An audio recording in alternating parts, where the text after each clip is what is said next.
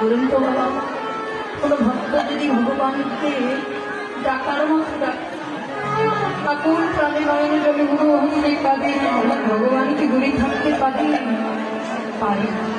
একদিন নারদ মুনি প্রভুকে জিজ্ঞেস করেছিল যে প্রভু, এই জগতের ভক্তগণ তোমাকে কি দ্বারা ডাকলে তুমি কাদের ডাকে সাড়া দেবে বলতে পারো?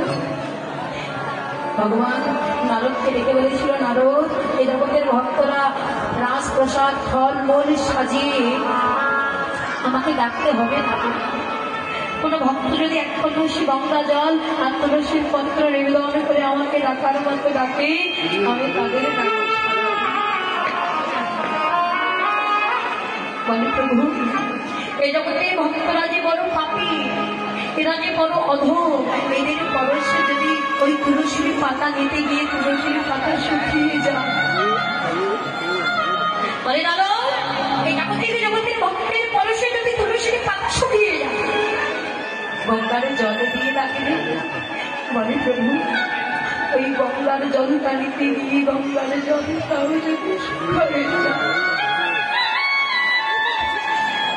এই জগতের ভক্তের পরশে যদি গঙ্গার জলটাও শুকিয়ে যায়, তাহলে তোমায় কি দ্বারা ডাকবে প্রভু?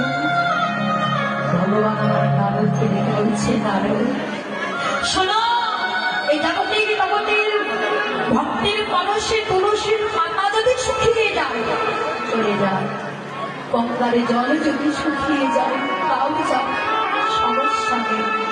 শোনো নারদ, এই জগতের প্রত্যেকটি ভক্তের আমি দুটি নয়ন দিয়েছি, একটাতে দিয়েছি গঙ্গা, একটাতে দিয়েছি যমুনা। আর এই গঙ্গা যমুনার জল প্রবাহিত করে যদি কোনো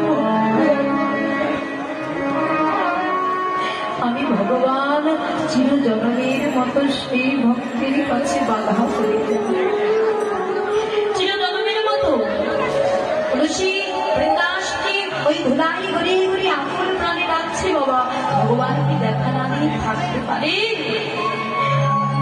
ভগবান তুলসীকে কৃপা করলেন, তুলসী মনে মনে ভাবলেন,